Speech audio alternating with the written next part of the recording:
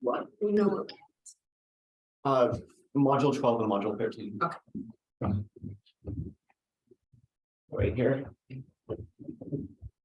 All right, so module 12, we had the reading was the last post. It was about 18 pages.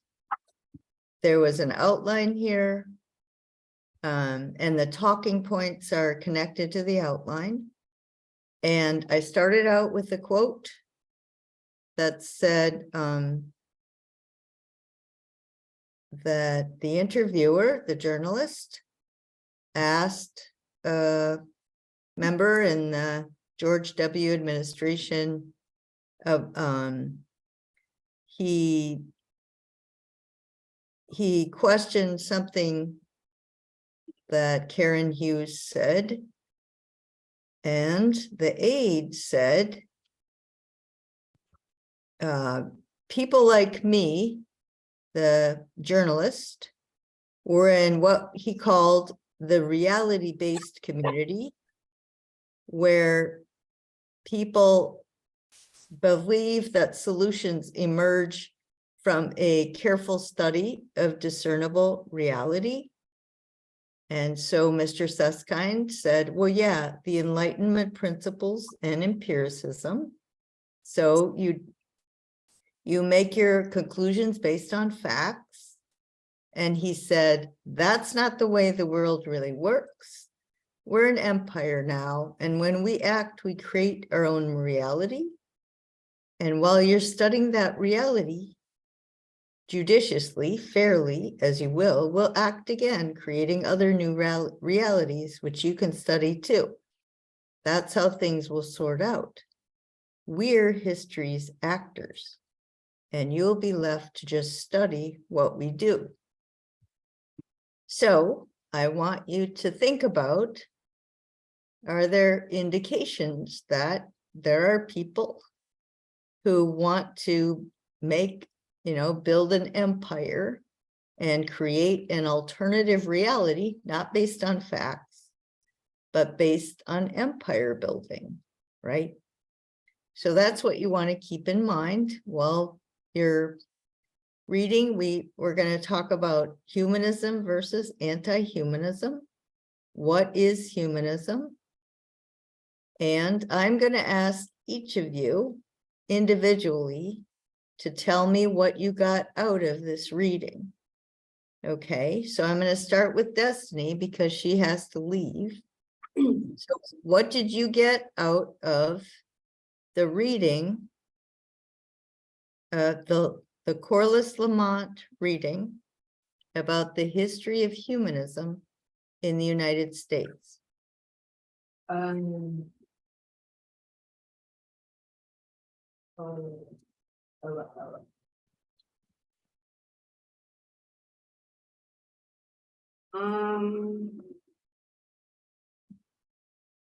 What I got off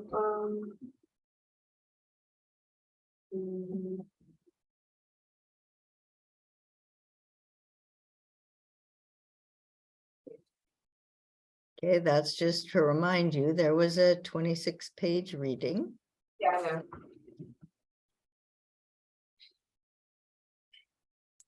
Here's the outline. So what was your main takeaway? I guess like how people just like lie to make themselves look better in some cases, to be more popular. Okay, but what about humanism? The principles of humanism. Mhm. Well, I found that well, some things I didn't know that was the principles of, like, we are committed to the application of the reasons and science to the understanding of the universe and the solving of human problems. Some things I didn't know, so I guess I learned a lot. Okay. Did it surprise you that our founding fathers were very rabid humanists? Yeah. Is that how you hear about, talk about our country? As that they were all left-wing Yeah. political revolutionaries and religious heretics? Mhm. Is that how you hear about our founding fathers? No, All right. Why not? Okay, you have to think about that. Why? because they wanted to make themselves look good. Right? And what else? What if you want to build an empire? You have to How do have, you have to have people with you to and you agree. have to decide your country is one religion, right? Yeah. Okay, so that's part of the empire building, is to say we're a Christian nation. Well, that is not true, right? Our founders were considered raving atheists because they didn't mention God in the Constitution or in the Bill of Rights. Yes. Okay. So, and then there's a whole history. So our founders knew all about this history. Did you have a comment on the difference between the 1933 manifesto, the 1973 manifesto, the 2000 manifesto? Oh, actually, but can you see a difference between 1933 and 1973? Yeah. Yeah, I can see a difference. Which things stood out to you? On that list, Yeah, I mean, you read the manifesto, so which things struck you when you were reading it? I guess, and manifesto 1, misuse of manifesto. Okay. So, It- actually, I thought we have some more readings for today. So we're going to do 2 rounds of this. Mhm. When you just first read this for Wednesday of last week, I think it was, or Friday, the first day was this one, and then the next day was the reading that really trashed humanism, right? Yeah, That was, yeah, okay, good. All right, so when you first read these, what stood out to you? Do you like the idea that we use reason to fix our lives and to make the world a better place? Do you like that idea? I guess.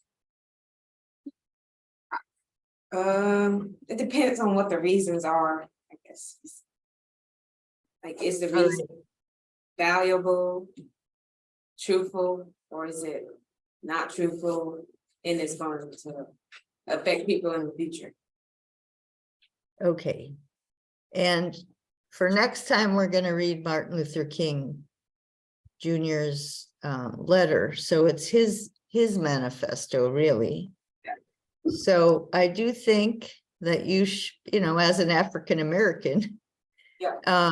People use the Bible to justify racism, So you should, you have a lot at stake Yeah. about whether you think religion should come first or science, right? Yeah. It matters a lot to you. I hope you understand that. So I think, especially when you come to college, you need to understand the backstory of all these controversies. Because right now there are a lot of controversies about critical race theory and don't manipulate my kid and all that stuff. I just want to give you a sense that this is a long range problem. It's existed in our country since the beginning. So, Yeah. okay. So Savannah, what did you want to comment about from the reading? Oh. Speak up. Speak up, Savannah, she can't hear you. Oh my. Yes, ma'am. Is this better? Yeah, that's better. Yep. I just lost it. It's down, down. You can push it along. The part that I wanted to talk about, which I don't really have a lot of, like, I personally have a thought, but I mean, I want to hear what you think about it. It says the human can solve their own problem through science and reason. But then again, like, I've heard people say that's like science can't solve. I don't know how to say it by making sense, but like I've heard this before, and I've heard it the other way around too, though. That like science stuff can't solve. Does that make sense? Sure. Remember, and Like, Tippett articles, do you remember the Krista Tippett? Do you remember the woman who wrote about stress? She was a great believer in science, and then her mother convinced her, wait a sec, you have to integrate them. And Mr. Newland was raised with a really orthodox religion, and he became a flaming atheist. And then he said, wait a sec, you know, the real point of religion is to flourish. And then, you know, so everything we read basically comes up with some idea of what the relationship is between science and reason, or religion, science and reason on one side, and religion or human flourishing on the other. Does that make sense, Savannah? yes, ma'am. So that's what in your final worldview, every day, really, you're supposed to be wrestling with those questions. So yeah, of course. And in any sort of conversation, it's very controversial these days, partly because of this empire building problem. So you just need to be very aware of it. People carry around a story that they've been told. And at least from this class, you ought to be able to say, well, that's only part of the story, right? Does that make sense, Savannah? Yeah. The whole point of this class is just that you realize how complicated the story is. And it starts with our founders, and there's been controversy ever since. Okay, Luke, what points did you want to make? Well, something I learned was that there was like different kinds of humanism, which I didn't know before, but there was just one, which was like the Renaissance humanism. That's the one that I knew about. And so like, to learn that there was other kinds is surprising. Okay, good. And then on Wednesday, let's see, what is today? Wednesday. Next Monday, everybody has to go find their own favorite humanism. And you'll see that there's like 50 flavors.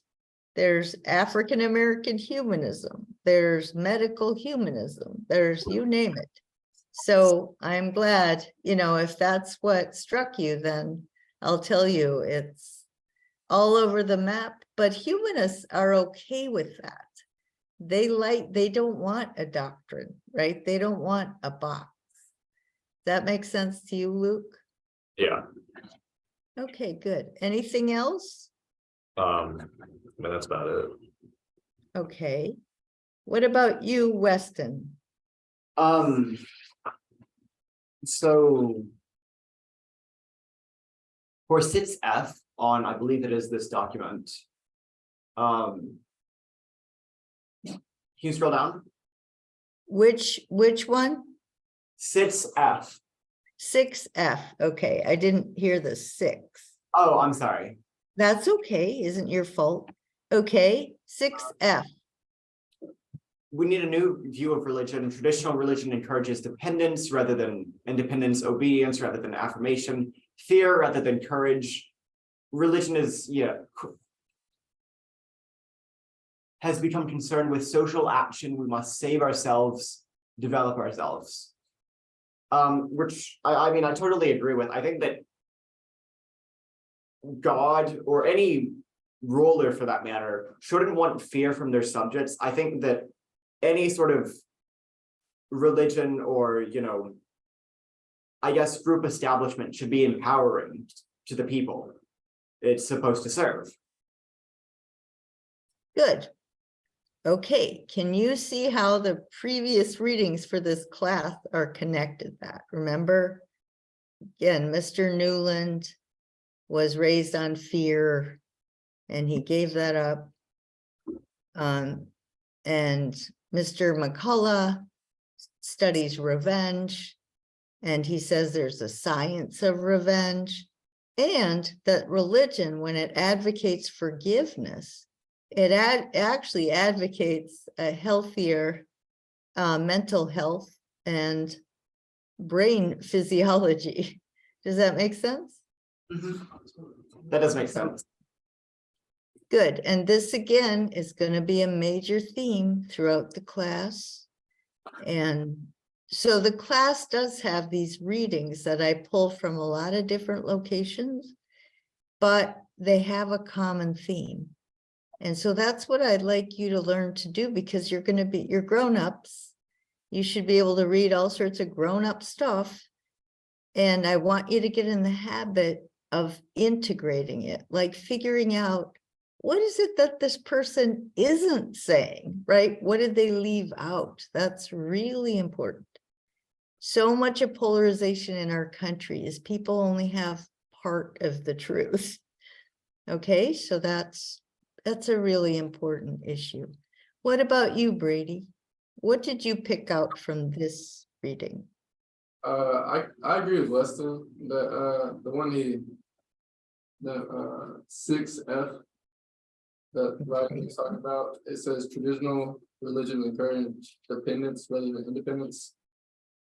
I kind of feel like now people, like, religions are kind of represented wrong, because me personally, I don't want everything I do in my whole life to like be for someone else or to serve something or someone else. I'd really serve myself and do things because I want to do it. And that's what I feel is right, rather than what I'm supposed to do. Okay, good. Do you remember when Socrates is talking to Euthyphro? He uses a quote from the holy book. And remember, they were talking about service. What kind of service is this that you do to the gods, right? Socrates says, is it master slave? And that's because the master slave is because the master needs the slave. And Euthyphro goes, no, not that, right? And then it turns out to be this back scratching, I'll come to church and give some money and bow down to you, and you help me save my family and all that stuff. But anyway, so it all ties together. That's what I'd like you to see in your mind. All right, so let's go to the second set of readings, the second day, because this is where the controversies come in. Okay, so this was the longer reading. It starts out by repeating, just summarizing the what I've already had you read. I just want, for you to remind yourself of that. Oh, come on, guys. Okay, so there we are. Again, statement of principles. Here's the Humanist Manifesto. It summarizes it. It adds some additional ones. And then you have 2000. So I'm going to ask each of you to tell me what you thought of, when you were reading it. What about the Manifesto 2000? How does that strike you? How is it different? Do you like it better or not? This is the one that, applies to you. Now, this starting on, well, no, this is still positive, right? The long-term impacts, the history behind it. And then they talk about how it gets misquoted, right? The head of the California State Board of Education, he criticizes the challenge of secular humanism. It's a threat to education. Now, this is exactly what's going on in our culture right now. I hope you understand that, right? There's all this culture war stuff, critical race theory, those humanists. Do you remember when Mr. Pat Robertson said, God allowed this to happen because our country was getting taken over by the humanists, right?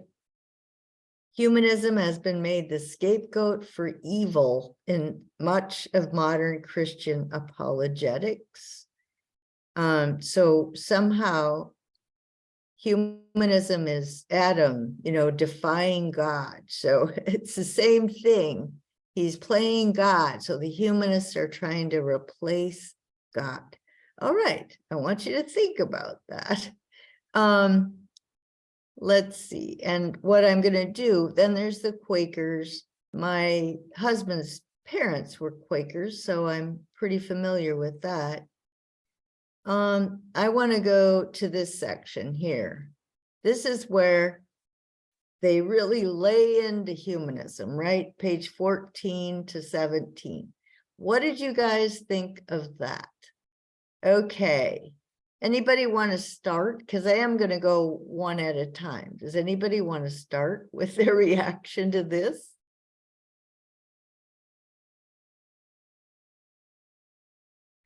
We can redefine the family, control the Earth's climate, abolish inequality by redistributing wealth, achieve bodily perfection via embryonic stem cell research, human cloning, genetic engineering. All right.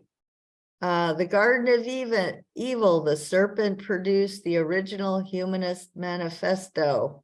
It was a declaration of autonomy from God, and it led to the eviction from paradise. Okay, guys, Destiny, what did you think of this? Crazy.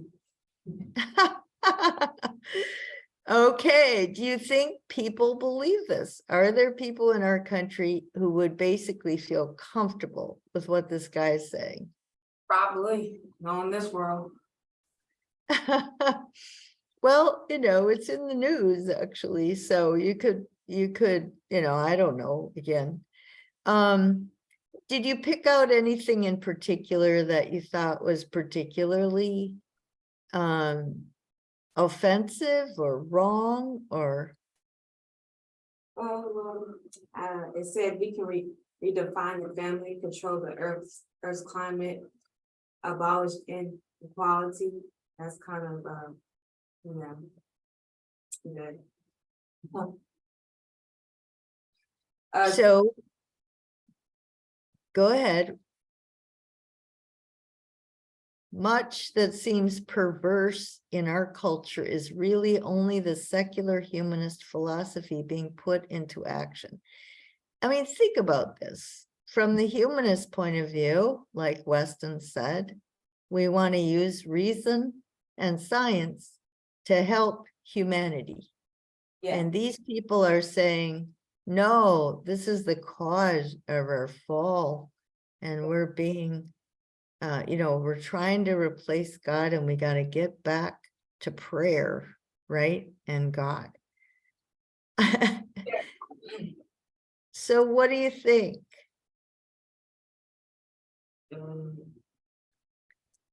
Any other comments? I mean, it is a direct, right? So I assigned you the 1933 manifesto. I assigned you the 1973.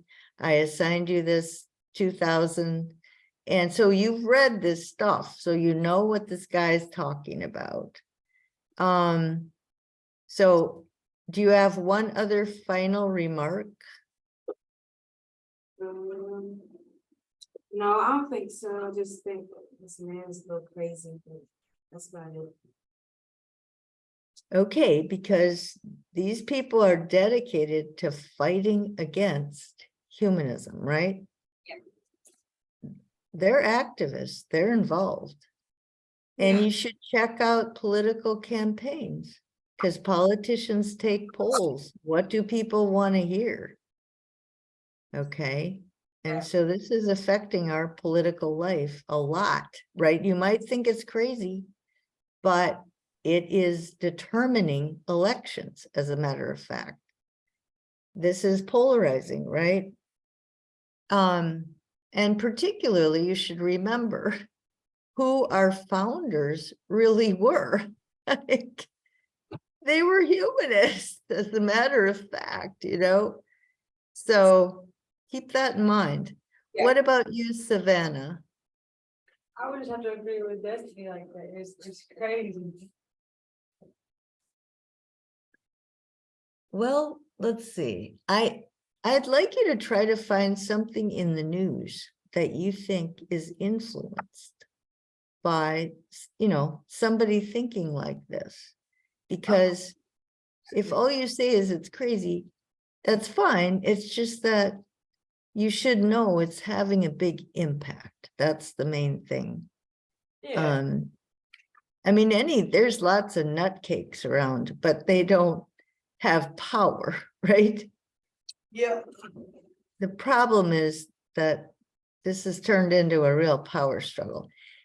It used to be that fundamentalist Christians used to stay away from politics, or they, you know, they didn't talk about it because that is the dirty world, right? And they kept their Christianity separated from politics. But after 9/11, there was a lot of political rhetoric that deliberately put it together, tried to unify reason and faith. And that our founders would not be happy about that. All right, what about you, Luke? I guess, like, my opinion on this is that it just seems kind of like an outdated philosophy to be so against. Kind of like humanism, in the sense that, like, you're trying to progress humanity, you know? Yeah, Seems kind of like a sort of backwards mentality to be like, oh, we should stop and just pray, you know? just pray. Is that what you said? Yeah, but that's coming from someone who's not religious. Right. But it is important, you know, for you to know the spirit of the times in the country. Yeah, what was it that made America great again? We were pro-science, and that's why we, you know, we came, people came for economic reasons to have a better life. And anybody who wanted a better life was totally into science and technology, and that was how to create products and have progress. So John F. Kennedy, in the 50s, after Sputnik, the Russians put out a spacecraft before we did. I'm telling you, everybody had to get their butt into science class or you weren't patriotic.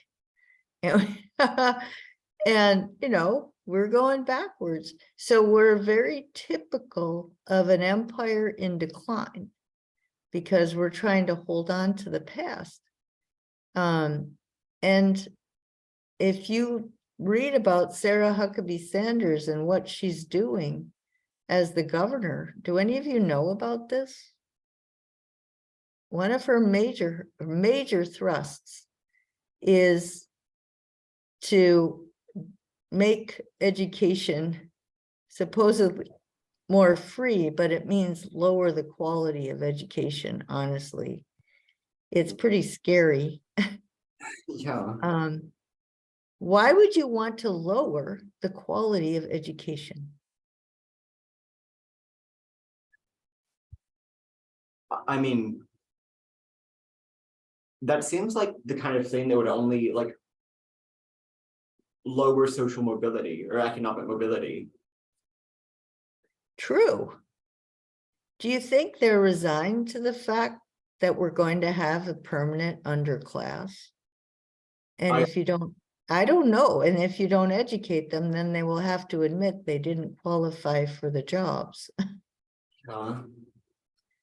That's So really, it'll- what? that is really scary that there's people who want that. But it's all in the name of God, right? I feel like God wouldn't want that. Well, I no, I mean, this is a small liberal arts school. The whole point of this whole history was to unite reason and faith. One thing every liberal arts school agreed on is God gave us brains and we're supposed to use them, right? Yeah, so, but this is what passes now for the patriots and the conservatives and the people that are patriotic. Okay, so what struck you, Weston? I don't know if I got a specific note for like this lower down on the page, but I have another note that I think applies. And it kind of goes off what Luke was saying. I think that while we are living in this world, you know, regardless of whether you believe in an afterlife or not, regardless of whether you believe there's some sort of paradise, we can't just let it stagnate and, you know, hope that things are going to get better and just behave well and not like try to make things better for others. That doesn't, I feel like that if you aren't, if you're sacrificing others so you can like do what you think will get you into heaven, I don't think that's right. Our founders wouldn't think so either, right? So, I mean, another red flag, huge thing that's amazing about how our country's changed is in the 50s, everybody was on board to take science to beat off the Russians. The Chinese are taking off because they educate their children and they're increasing in their science and technology by leaps and bounds, right? We used to be way ahead of them and they're catching up big time and they're organized and we're just falling apart. But, you know, then they're going to go, oh, the Chinese. Well, you didn't do anything to compete with the Chinese, right?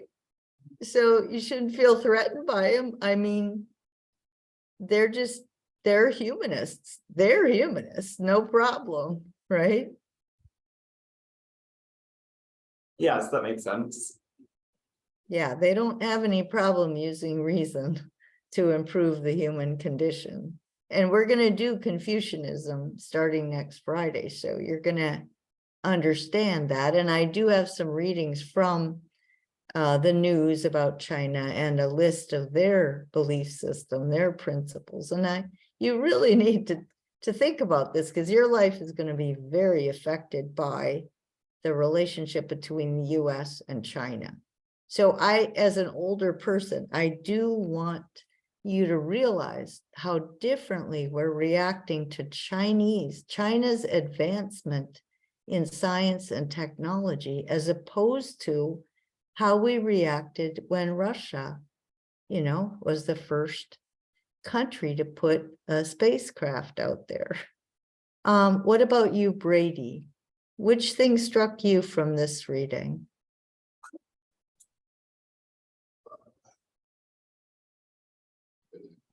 It is just kind of crazy that people, and kind of scary that people would agree with this and like see this in more some of these things. Okay. I guess actually for your post, I would like you to find a news article. It's not hard. I mean, Sarah Sanders, it's in the news every day, something to do with education. So, okay, now for the next class, we're going to do Martin Luther King, but the class after that, well, let me go back to the class after that is where you pick your own favorite humanism and you report on it. But here's a list of all the different ones that I've had in the past.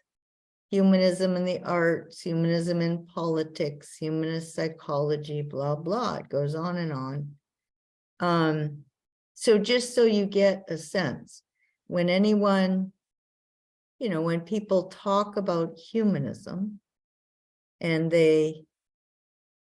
all I want you to know is that it's oversimplified, right? It's not hard to know the background of humanism in our country. As a matter of fact, any high school graduate in this country should know the humanist background of our country, but they don't, right? And then you ask, why? Like, why don't high school graduates in the US know about this background? All right, so here's again, I use this on the Euthyphro. Just let's think about this. Jerry Falwell, I believe the pagans, the abortionists, the feminists, the gays, the lesbians, they allowed this to happen, right? They say you're supposed to be nice to the Episcopalians and Presbyterians. Those are the people that unite reason and faith. And Robertson says you don't have to be nice to the spirit of the Antichrist. All right, the feminist agenda is about a socialist, anti-family political movement, blah, blah, right? Our goal is a Christian nation. We have a biblical duty. We're called by God to conquer this country. Is that what our founding fathers thought? No. Not at all. Just the opposite. And it was funny because this stuff was coming out after 9/11. And I would read all these articles by historians, right? And they would just carefully document their arguments. They'd have 20 footnotes and blah, blah. And it's just, that Karl Rove, the guy who invented the political rhetoric about we want to be a Christian nation, he doesn't care, he won an election. What the heck? So this is Huckabee. What are his values? These are the conservative Christian values. The sanctity of life, so abortion illegal, traditional marriage. Then they had, do you remember Arkansas had a covenant marriage for a while? You could have a special, a version of your marriage as a covenant marriage. The thing is, when you go to get divorced, you don't even have to tell the judge it was a covenant marriage. So that, again, that's just a political free enterprise. I mean, this version is completely anti-tax, anti-social programs. Think about that. It's anti everything on the humanist agenda. And they know that too. They're against government healthcare. All right, missile defense. They're totally pro-capitalism and totally pro a strong military. When the economic collapse came, they were totally against putting government money into the economy so the economy didn't tank, because this is socialism. It's never right to do what's wrong, and it's always wrong to do, it's never wrong to do what's right. Are we going to be that beacon of hope? Are we going to, be that city on the hill, that God's country? Or are we going to fall into the abyss of socialism in Europe? Let me tell you about the abyss of socialism, okay? There is a international happiness index scale, and we score 19th. So there are 18 countries where people are better off in terms of the quality of their life. If you live in a Scandinavian country, you pay taxes, but high quality daycare, high quality education, high quality healthcare, 6 weeks paid vacation every year. If you have a kid, you can't work more than 35 hours a week. Right? Is that an abyss? Absolutely not. That sounds like what I imagine most people would actually want for themselves. Right. And it sounds like humanism, right? Mhm. Yes. Good. But, you know, these politicians can say this stuff and Americans believe it because they don't know the background. All right. So Pope Francis. Pope Francis is an example of Christian humanism. All right. He's against all religious bigotry and guilt bias. He's against every kind of fundamentalism. And you can have religious fundamentalism where you absolutely, you're such a humanist, you reject every kind of religion possible, right? He's against individual delusions about power and ideological extremes, like Marxism. That's another extreme. So there are religious extremes, fundamentalism, and there are secular extremes.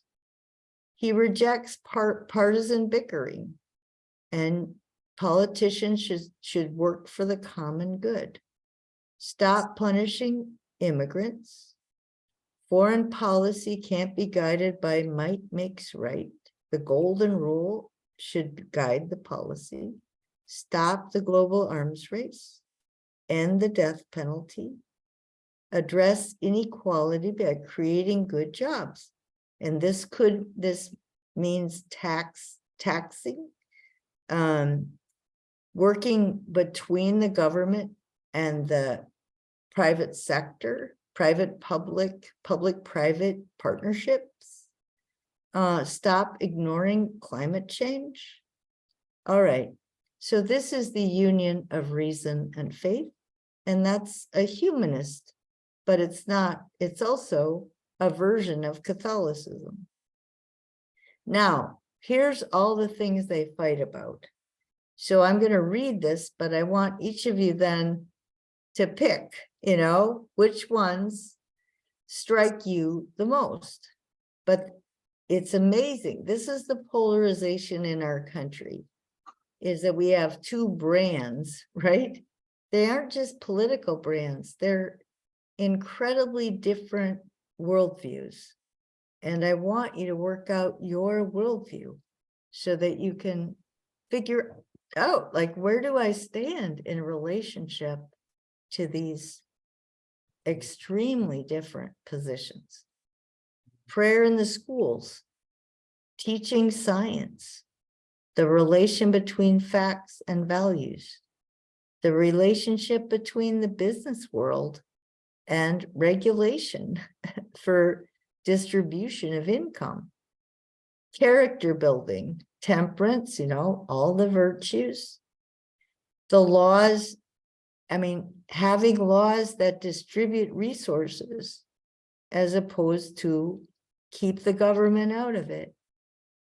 Should business and education be funded by taxes? Should education be funded by taxes or not? Remember, we already read something about that.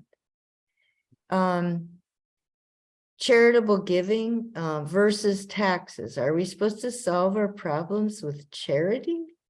Or are we supposed to use taxes and have schools and healthcare? What about tax breaks for churches? You know, there are humanists who think that's outrageous. Churches should pay taxes like everybody else. Okay, what about abortion? What about gun control? What about euthanasia? What about capital punishment? What about military versus diplomacy and intelligence? What about using religion to motivate people to go to war? What about environmental protection? What about government-funded programs to prevent crime, to prevent incarceration, and then to rehabilitate people? Social programs that give the poor a chance to lift themselves up. Or you use religion to justify punishment. So you broke the law, you get punished. I'm not going to try to get you a job or job skills or anything. You just suffer. Tax structure, the wealth. Are people wealthy because they're virtuous? So you shouldn't tax them? Or is a system where money sticks to money and lack of money spirals downward? Is that a self-generating system? Just keeps the class split, keeps getting bigger. All right, should we use religion to justify entrenched wealth and entrenched poverty? What about refugee resettlement? Another big issue. What about immigration? What about environmental protection? What about using, the way we abuse animals, animal research? What about women's equality in international affairs? What about negotiating with other countries? What about the United Nations? Should we work with them? These two groups disagree. What about the Geneva Conventions? What about the international law of the sea? What about international environmental laws? What about conflict versus cooperation? What about America first versus internationalism? What about, how much do we bring in God's will? What do you need to know to be a good citizen? What do you need to know about your town, your state, your country, the world? How much do virtues affect your idea about justice? Living an examined life, right? All right. Now, which ones of these strike you? I just want you to know for sure there's this huge list of differences, and this would be the core of the polarization going on in our country. So what do you think, Destiny? Destiny's gone. See you later. Oh, yeah, okay. What about Savannah?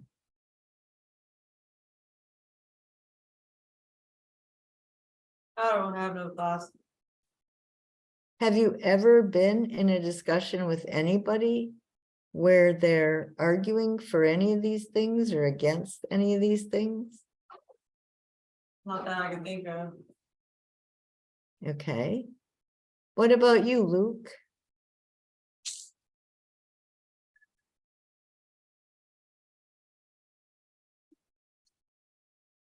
Is Luke there? I'm still here. Yeah,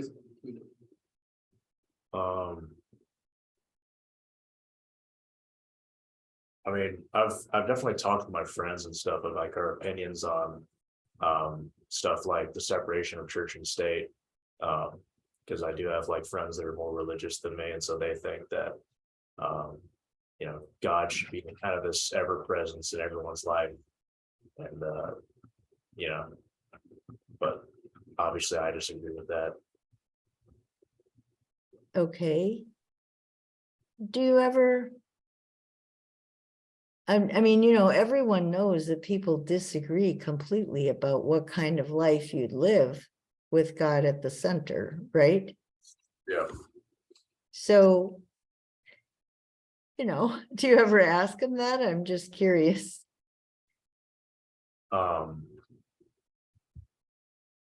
I mean, not really. Like, most of the people I hang out with right now aren't really religious. I mean, my parents are, but I don't really talk about it with my parents. Okay. Well, anyway, it's something to be aware of because it's tearing our country apart. But what about when abortion was made illegal? Aren't any of you guys at all concerned about this? I was actually going to talk about that. Okay, I have 4 that I'm interested in, maybe 5, but I think I forgot the 5th one. I was going to talk about abortion though, and my personal stance on it is that I think that it's really unfair and unjust to bring a child into this world when you cannot support them. So I mean, I think first, the beginning step should be better sexual education and better precautions. But then after that, I think there are many cases where abortion is valid and necessary. I think that people are using religion to sort of, justify this like removal of rights. But I think that when, and they're saying, the main argument is that the fetus is still alive. But I think that a major thing is when a life begins is, I think, something that can be contested. Because it hasn't, it's, while it may be alive, it hasn't started living, it hasn't started experiencing things, it doesn't have memories, it isn't forming memories. And I think that, forcing something to be brought in this world just to, in a situation where it can't, be supported, I think that you're just making that child suffer unjustly. okay. What about you, Brady? Just before you leave, did you have certain points that stood out? Yeah, like Weston said, the one that I've talked about the most probably is the abortion. I agree with Weston. I'm pro-choice. I feel like forcing people who aren't ready to have children, forcing them to have children whenever they're not ready, I feel like that's not gonna do anything but hurt the world and just put more kids in poverty, more kids in bad households, and I don't think banning abortion will help anyone anyway. I understand that they, like, from the religion standpoint, but I'm not a religious person. So I think anyone should be able to be free. Well, I do want to point out to you that I was in high school when it got passed, right? There are actually fewer abortions with an S since it became legal, right? Because there's sex ed and there's contraception. That's how you prevent abortions. And then the people who suffer the most are poor women and teenagers. They're the ones that are desperate. So it seems, as a matter of public policy, politicians should worry about people, and they should worry about minimizing the number of abortions. Does that make sense? Yes, ma'am. As soon as it becomes about principles, what actually happens is the rich get richer and the poor get poorer every time, If you have money and you have a couple friends, you fly to Canada, no question, right? The only people who suffer are the desperate ones. Anyway, okay, so what time is it? 11:55. No, Whoops. actually, Okay, sorry. okay, sorry. Have a good day. I'll see you on Friday. Yeah, see you soon.